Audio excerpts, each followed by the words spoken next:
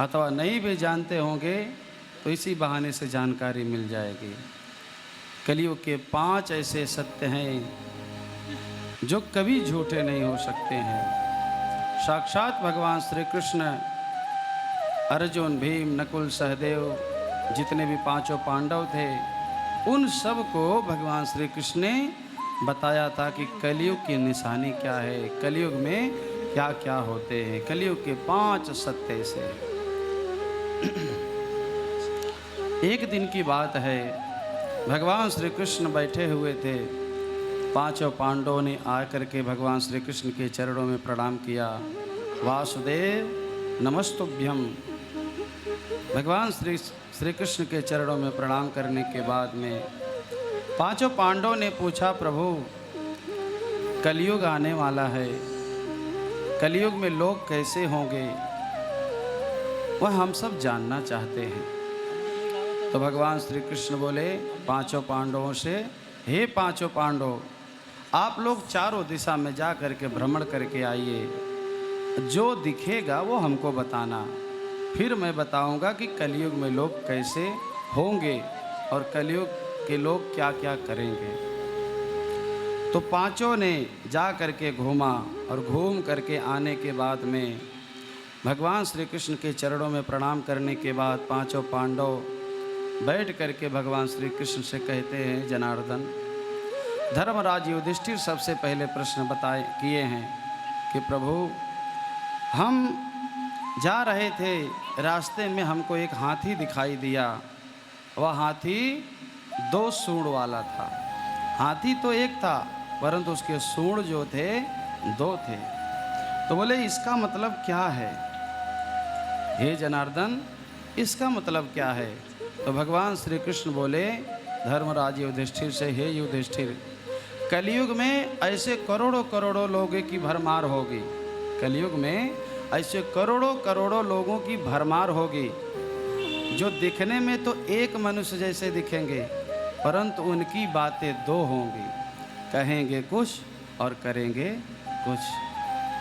2 सूंड वाले हाथी का मतलब यही है, मुख में राम बगल में छुरी, कब मौका मिले कब काट ले मूड़ी, कब मौका मिल जाए तो मुंडी उतार दे।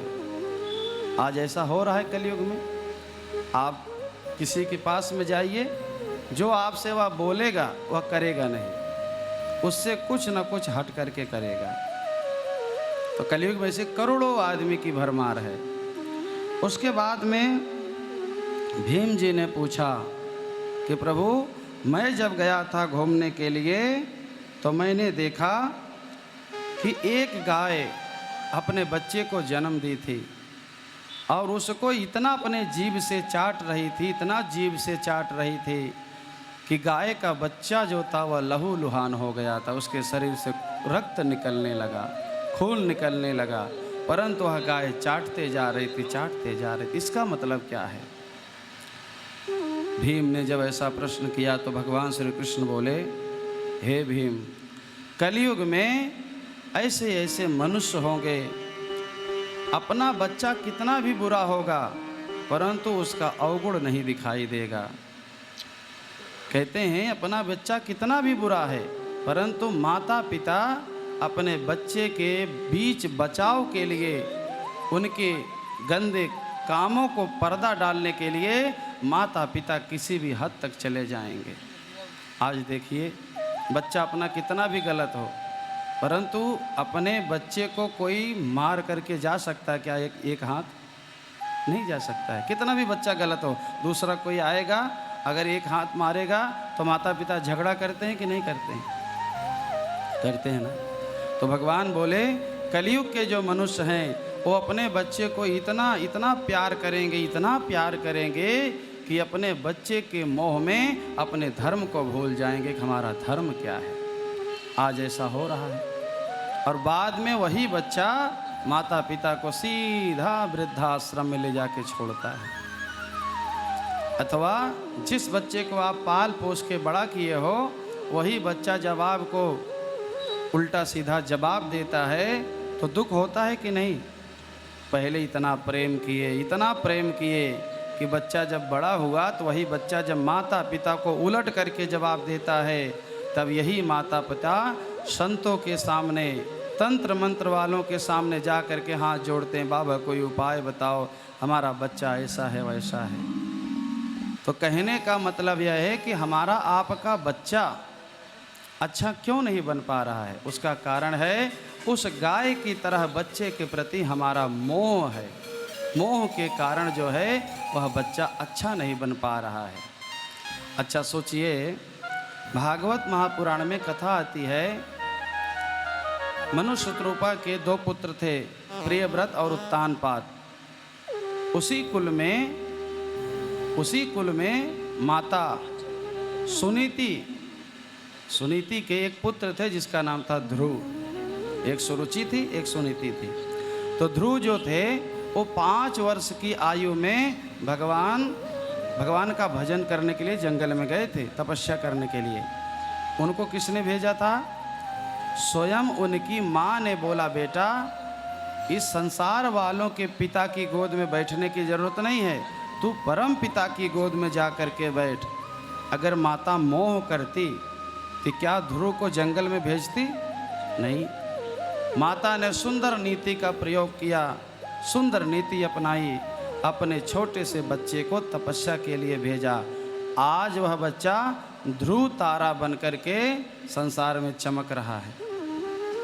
चमक रहा है कि नहीं चमक रहा है? जो माता पिता अपने बच्चे को हद से ज़्यादा प्यार करेंगे, याद रखना उनका बच्चा नाम नहीं कमाएगा, वो लाड प्यार में पागल होकर के गंदा काम करने लगेगा। और जो माता पिता अपने बच्चे को थोड़ा कड़ाई से शासन लगा करके उसे धर्म के मार्ग पर चलाएंगे, वही बच्चा आगे चल करके आपका अच्छा नाम कमाएगा। तो कलयुग की निशानी यही है भीम, कि संसार में कुछ लोग ऐसे हैं जो अपने बच्चे को हद से ज़्यादा प्यार करेंगे, उस गाय की तरह। गाय इतना प्रेम करती थी अपने बच्चे को बछड़े से, उसे चाट चाट करके लहू लुहान कर दी थी। आगे तीसरा प्रश्न अर्जुन कहते हैं कि प्रभु मैं भी गया था जंगल में, तो मैं क्या देखा कि वहाँ पर एक पंछी मुझे जंगल में दिखाई दिया। उस पंछी के पंख पर वेद मंत्र लिखे हुए थे। क्या लिखे हुए थे? ओ मैया जी, क्या लिखे थे पंछी के पंख पे? वेद मंत्र लिखे हुए थे। ठीक है, हे जनार्दन, मैंने देखा कि पंछी के पंख पे वेद मंत्र लिखे हुए हैं, परंतु प्रभु मैंने यह देखा कि वह पंछी मांस का भक्षण कर रहा है। सोचो, वेद मंत्र पूरे शरीर पर पंख पर लिखे हुए हैं और वह मांस खा रहा है, इसका मतलब क्या है? तो भगवान श्री कृष्ण बोले कि हे अर्जुन, संसार में ऐसे लाखों करोड़ों लोग होंगे जो सुबह शाम पूजा पाठ तो करेंगे, और पूजा पाठ करने के बाद में मांस और मटन, मछली, बकरा, बकरी, अंडा ला के घर में खाएंगे। ऐसे लोगों की कलयुग में भरमार होगी। अब देखो कितने लोग ऐसे हैं, पूजा पाठ करते हैं, हवन यज्ञ करते हैं, जप तप करते, भगवान का नाम लेते, जिस मुंह से भगवान का नाम लेते हैं उसी मुंह से किसी जीव का मांस खाते हैं। अब सोचिए, अच्छी चीज़ है क्या किसी जीव का मांस खाना? अच्छा सोचो, हमारे आपके बच्चे को कोई काट करके खाएगा तो क्या हम बर्दाश्त कर पाएंगे? नहीं बर्दाश्त कर पाएंगे। और उस जीव जो जीव काटा जा रहा है, उसके जो माँ बाप होते हैं, बकरा बकरी के भी तो माँ बाप होते हैं, परंतु वो बेचारे कुछ नहीं कर सकते हैं। ना वो थाना अदालत जा सकते, ना लड़ाई कर सकते हैं, ना जज के पास जा सकते हैं। ऐसे निरपराध जीवों को काट करके लोग बोटी बोटी करके बेचते हैं। और कुछ लोग ऐसे संसार में हैं, ला करके पका करके उसको खाते हैं। इसका मतलब समझ रहे हो? जो लोग मांस खाते हैं, अंडा खाते हैं, इनका कोई दोष नहीं है। ये सब पूर्व जन्मों के राम जी के हाथों बचे हुए हैं।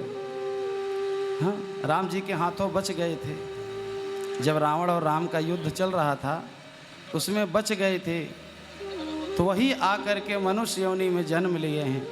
अब पुरानी प्रवृत्ति उनकी पड़ी हुई है अंदर, तो इसलिए जहाँ कहीं भी सुलेमान रहमान जहाँ कहीं भी बकरा काटते हैं और थैली लेके पहुंच जाते हैं, क्योंकि पूर्व जन्मों का उनके अंदर राक्षस बैठा है।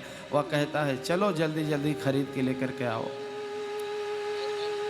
इसका मतलब अर्जुन यही है कि संसार में वेद मंत्रों का उच्चारण करेंगे, पूजा पाठ करेंगे, हवन यज्ञ जब तब करेंगे भी, करवाएंगे भी, और साथ साथ में मांस का भक्षण करेंगे। यह कलयुग की निशानी है। आप लोग अपने आप को चेक करो। जिस घर में भगवान के मंदिर में धूप दीप पुष्प अक्षत सुंदर सुंदर मिठाई भोजन भगवान को चढ़ाते हो, उसी घर में ला करके जब मांस पकाते हैं लोग, तो भगवान पर क्या बीतती होगी? क्या भगवान प्रसन्न होगा? आप सबके इस कर्म से भगवान कभी प्रसन्न नहीं होगा। चाहे कितना भी पूजा पाठ हवन जब तब करो, आपने जिसका मांस खाया है आपको अगले जन्म में वही बनना पड़ेगा। जैसे वो काटा गया था उसी तरह से कटना पड़ेगा। भगवान श्री कृष्ण अर्जुन को यह बात बताए कि अर्जुन, संसार में ऐसे लोग होंगे जिस मुंह से पूजा पाठ करेंगे उसी मुंह से गंदा चीज़ खाएंगे। अब बताओ, मांस किसी का खाना अच्छा चीज़ है कि गंदा चीज़ है? अच्छी बात नहीं है ना। ये जानते तो सब हैं कि अच्छी बात नहीं है, हमें शाकाहारी रहना चाहिए, परंतु जानबूझ करके मनुष्य क्यों करता है? क्योंकि पूर्व जन्मों का उसके अंदर राक्षस बैठा है, जो इस जन्म में भी उससे पाप करवा रहा है, और अगले जन्म में फिर से मनुष्य किसी न किसी योनि में जाकर के जन्म लेगा और उसके अंदर वही राक्षसी प्रवृत्ति रहेगी।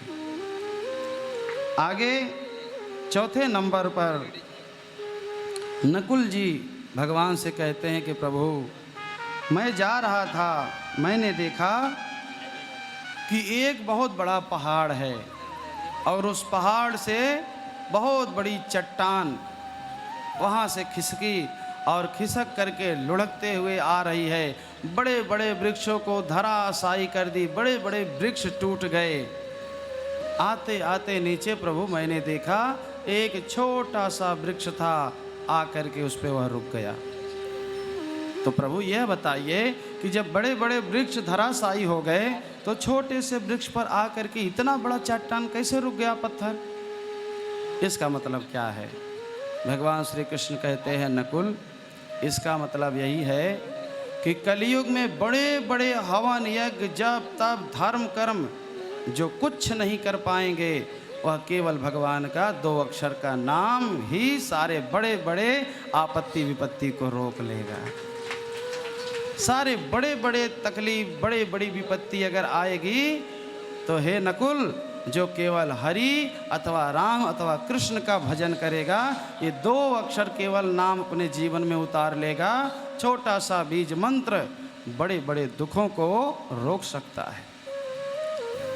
इसीलिए गोस्वामी तुलसीदास जी और भगवान शिव जी माँ भवानी को कथा सुनाते सुनाते कह रहे हैं कि देवी, कल युग जोगन जगन ज्ञाना एक आधार राम गुण गाना। रामय सुमरिय गाय रामय संतत सुनिय राम गुण ग्रामहि। हे नकुल, और भगवान शिव कहते हे देवी पार्वती, जो मनुष्य दुनिया भर के बहुत ज़्यादा बवाल में ना फंस करके केवल 2 अक्षर का नाम अपने जीवन में उतार ले, रामय सुमरिय गाय रामय संतत सुनी राम गुण ग्रामय, बस इतना कर लेगा तो कलयुग क्या, कलयुग का बाप भी कुछ नहीं कर सकता है, उसका बेड़ा पार हो जाएगा। तो बड़े से बड़ी आपत्ति विपत्ति को रोकने की शक्ति अगर किसी में है तो भगवान के नाम में है। किस में है? भगवान के नाम में। अब आपको कोई बोले कि मैं अंगूठी दे देता हूँ तुम्हारा बेड़ा पार हो जाएगा, तावीज़ दे देता हूँ तुम्हारा अच्छा हो जाएगा, तुम ये वाला काम करवाओ अच्छा हो जाएगा, वो हवन करवाओ अच्छा होगा, तो समझ लेना कि केवल पैसे की बर्बादी है। और स्वयं भगवान कह रहे हैं कि कलयुग में अगर सुखी रहना है, कलयुग रूपी भाव से पार जाना है, तो केवल 2 अक्षर का नाम। क्या है? 2 अक्षर का नाम। राम का नाम लेकर जो मर जाएंगे, राम का नाम लेकर जो मर जाएंगे, ओ अमर नाम दुनिया में कर जाएंगे। राम का नाम लेकर जो मर जाएंगे, राम का नाम लेकर जो मर जाएंगे, वो अमर नाम दुनिया में कर जाएंगे। बोलो राम राम राम, बोलो राम राम राम, बोलो राम राम राम, बोलो राम राम राम। राम का नाम लेकर जो मर जाएंगे, राम का नाम लेकर जो मर जाएंगे, ओ अमर नाम दुनिया में कर जाएंगे। बोलो राम राम राम, बोलो राम राम राम, बोलो राम राम राम, बोलो राम राम राम।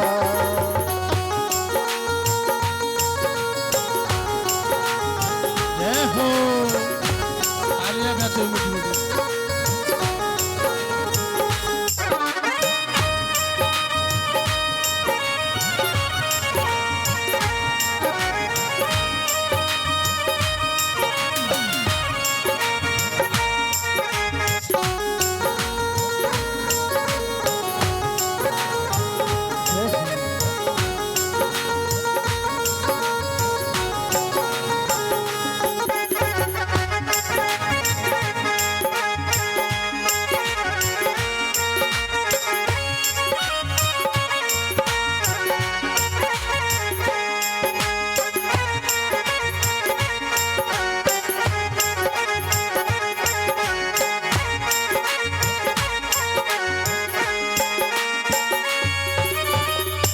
और सुनो, राम का नाम अकेले लेने में आनंद नहीं है, सब मिल करके लेंगे तो आनंद होगा। टूट जाए न माला कहीं प्रेम की, टूट जाए न माला कहीं प्रेम की, टूट जाए न माला कहीं प्रेम की, टूट जाए न माला कहीं प्रेम की, टूट जाए न माला कहीं प्रेम की, टूट जाए न माला कहीं प्रेम की, कीमती रतन सब बिखर जाएंगे। बोलो राम राम राम, बोलो राम राम राम, बोलो राम राम राम, बोलो राम राम राम। जय हो। ताली सेवा करते हुए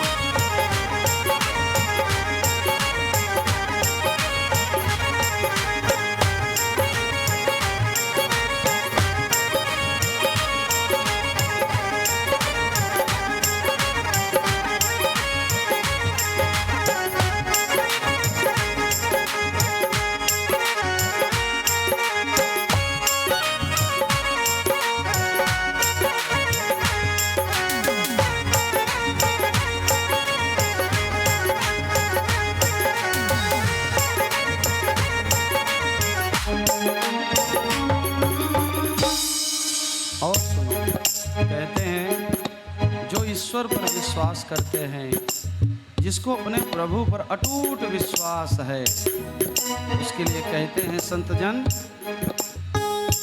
ये न सोचो कि मर कर किधर जाएंगे, ये न सोचो कि मर कर किधर जाएंगे, ये न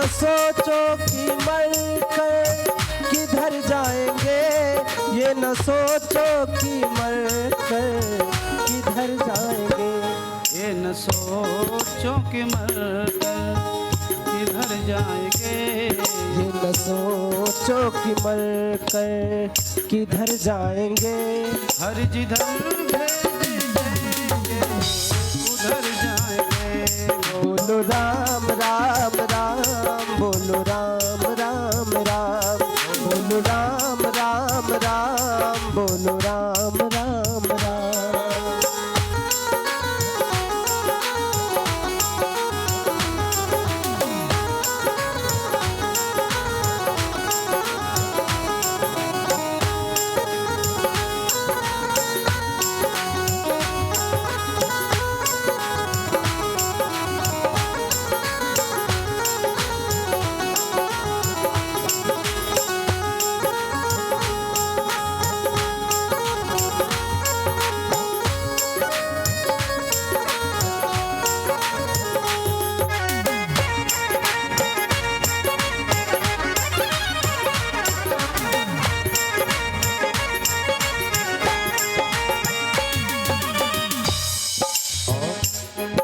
मैयाओं, ओ मेरी प्यारी प्यारी माताएं, हमारी आवाज सुन रही है ना? अपनी तरफ से मैं कुछ बोलना चाह रहा हूँ। बात मानो न मानो खुशी आपकी, बात मानो न मानो खुशी आपकी। बात मानो न मानो खुशी आपकी, बात मानो न मानो खुशी आपकी। बात मानो न मानो खुशी आपकी। बात मानो न मानो खुशी आपकी। हम मुसाफिर हैं कहकर चले जाएंगे। बोलो राम राम राम, बोलो राम राम राम, बोलो राम राम राम, बोलो राम राम राम। राम का नाम लेकर जो मर जाएंगे। राम का नाम लेकर जो मर जाएंगे। ओ अमर नाम दुनिया में कर जाएंगे। बोलो राम राम राम, बोलो राम राम राम, बोलो राम राम राम, बोलो राम राम राम। राम का नाम लेकर जो मर जाएंगे। ओ अमर नाम दुनिया में कर जाएंगे।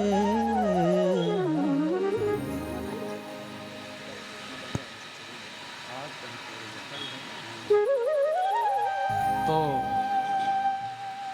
भगवान का छोटा सा नाम बड़े बड़े विपत्ति को रोकने वाला है। अब देखिए, जब कोरोना काल चल रहा था बहुत प्रचंड, उस समय कितने बड़े बड़े लोग पड़े थे संसार में, जो लोग बड़े बड़े यज्ञ कराते थे, हवन कराते थे, बड़ी बड़ी ऐसे अनुष्ठान, सतचंडी नौचंडी यज्ञ करवा करके दावा करते थे कि मैं ये कर डालूंगा, वो कर डालूंगा, महामृत्युंजय से मैं ये कर दूंगा, वो कर दूंगा। बताओ कुछ हुआ उस समय? हाँ, कुछ किसी का तंत्र मंत्र काम आया? कुछ नहीं काम आया। बचा कौन?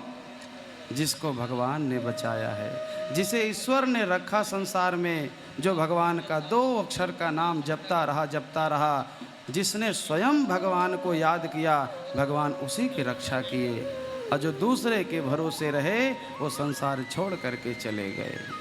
जो डॉक्टर के भरोसे थे और किसी के भरोसे थे, वो संसार में नहीं बचे। तो भगवान का ये 2 अक्षर का जो नाम है, बड़े बड़े विपत्ति को टाल सकता है।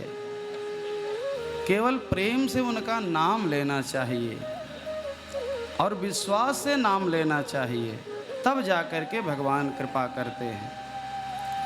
और 5वीं बात, अंतिम में नकुल पूछते हैं, सहदेव पूछते हैं। सहदेव कहते हैं, प्रभु मैं भी गया था देखने के लिए, रास्ते में तो मुझे एक चीज़ दिखाई दिया। क्या? 7-8 कुआं था। एक ही जगह 8 कुएं बने हुए थे। मैं देखा प्रभु जितने भी कुएं थे सारे कुएं में पूरा जल भरा हुआ था। जो बीच का कुआं था वो सूखा पड़ा था, खाली पड़ा था। इसका मतलब क्या है? तो भगवान श्री कृष्ण कहते हैं, हे सहदेव, संसार में ऐसे लोग होंगे, एक एक माता पिता के 6-7 बच्चे होंगे, 8 बच्चे होंगे, कम से कम 8, 6, 7, 8 भाई भाई आपस में होंगे।